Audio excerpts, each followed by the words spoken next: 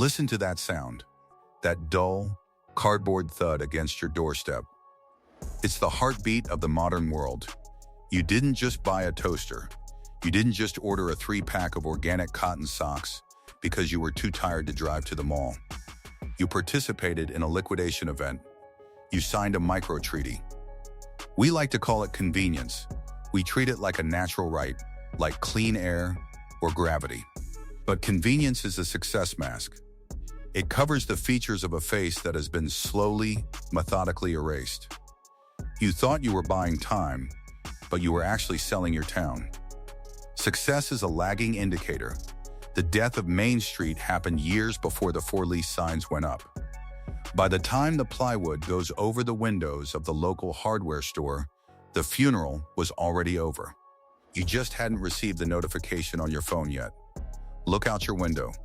The empty storefront on the corner, the one that used to be a pharmacy, then a hobby shop, then a space for rent, is the tax you paid for that cardboard box on your porch.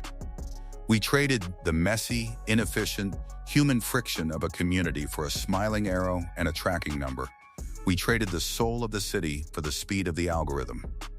Phase 1, the logistics narcotic. To understand how we got here, you have to look past the website. The website is just the bait. The real hook is the infrastructure, the invisible organs of a new, soulless economy. Amazon's logistics network isn't just a fleet of vans, it's a global sedative. We are talking about over 400,000 drivers, a private air force of nearly 100 planes, and a standing army of robots that don't breathe, don't complain, and never ask for a raise. This is the logistics narcotic. It's an addiction to the frictionless life. Amazon captured 40% of all U.S. e-commerce not by having the best products, but by building a psychological moat. They realized that if they could shrink the gap between I want and I have to less than 48 hours, the human brain would stop calculating the true cost. When shipping is free and the delivery is certain, the local shop, with its limited hours, its parking soul crush, and its out-of-stock signs, becomes an evolutionary dead end. They built the flywheel effect. Lower prices bring more customers. More customers attract more third-party sellers. More sellers lead to more selection and even lower prices. It spins faster and faster until the centrifugal force flings every local competitor off the map. You aren't shopping anymore. You are being processed by a machine designed to make the physical world feel obsolete. Phase 2, the ghost town protocol. There is a concept called the boiling frog of retail. If Amazon had arrived in your town in 1995 and instantly shuttered every bookstore, toy shop, and clothing boutique, there would have been a riot. But they didn't do that. They just lowered the temperature of the local economy by 1% a year. In the beginning, it was just the trust reservoir being drained. You'd go to the local electronics store to ask the owner which camera was best. You'd spend 40 minutes of his time, soak up his expertise, and then go home and buy it on Amazon for $12 cheaper. You saved the price of a sandwich. He lost his mortgage payment. Every time we bypassed a local counter, we pulled a thread out of the social fabric. Tribal commerce, the idea that you buy from your neighbor because your neighbor's kid plays on the same little league team as yours, was replaced by the efficiency narcotic. We convinced ourselves that the $12 mattered more than the thread. But when the trust reservoir hits zero, the community snaps. The decline of independent retail over the last decade isn't a slump, it's an extinction event. Since 2010, tens of thousands of small independent retailers have vanished. And when they go, they take the tax base with them. They take the character of your neighborhood with them. Your town doesn't look like your town anymore. It looks like a generic staging ground for delivery vans. It's the ghost town protocol. First the profit leaves, then the people leave, then the light leaves. Phase 3, the complexity trap of fulfillment. Now, look at the hollowing out of the workforce.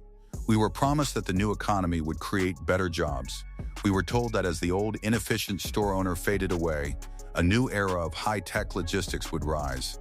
But look at the transition. The store owner was an asset-heavy community leader. They sponsored the local theater. They sat on the school board. They held the keys to the town's identity. Today, that role has been replaced by the warehouse picker. The picker is an optimized variable in a spreadsheet. They aren't a person in the eyes of the system. They are a biological bridge between two automated conveyors. They are monitored by time-off-task algorithms that track every second of their existence. This is the complexity trap. We've traded a diverse ecosystem of small business owners for a monoculture of industrial athletes.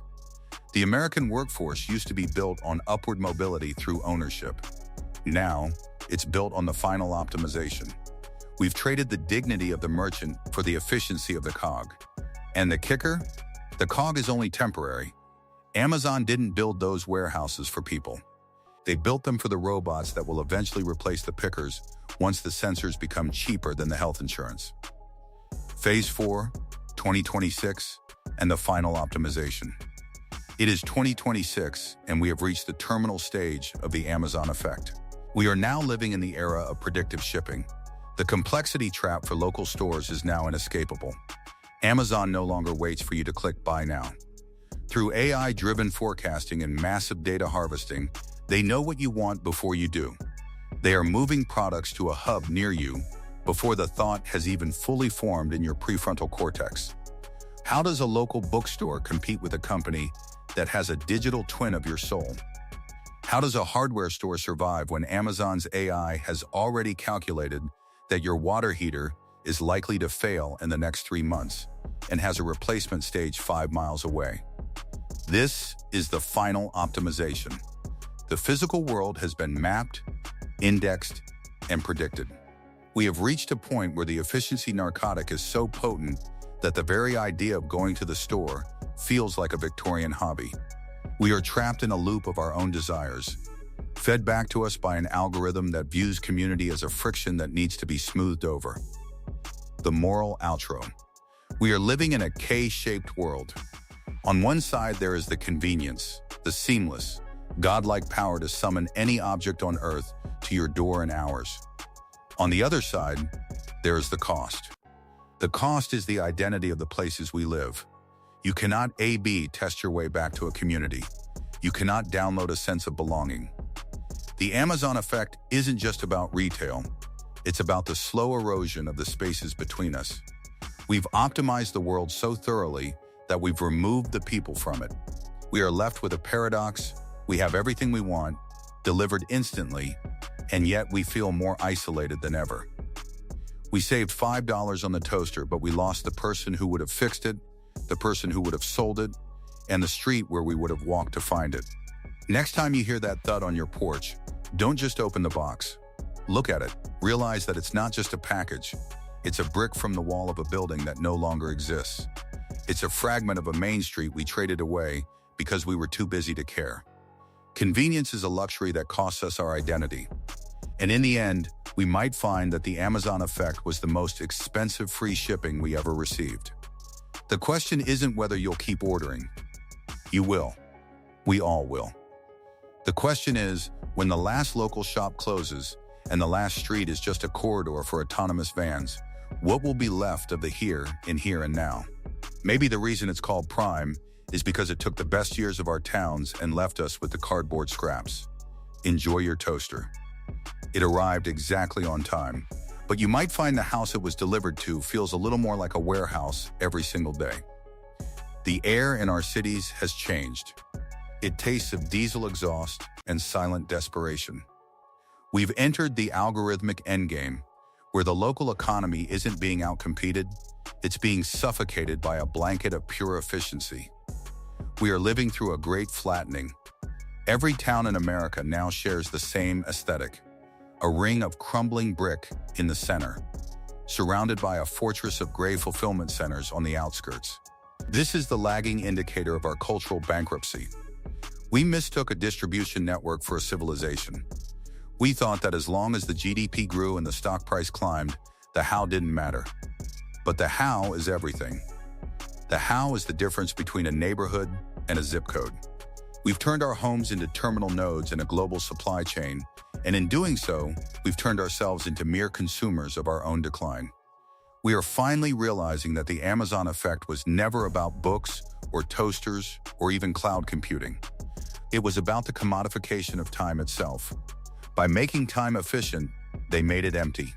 They stripped away the small talk with the cashier, the chance encounter on the sidewalk, and the visual diversity of the shopfront. They gave us back hours of our lives, but they took away the places worth spending them. We are wealthy in cardboard, but impoverished in spirit. Look at that box again. It's a tombstone for a way of life that required us to look each other in the eye. You can't return a lost community for a refund. You can't click cancel on the isolation of the modern suburbs.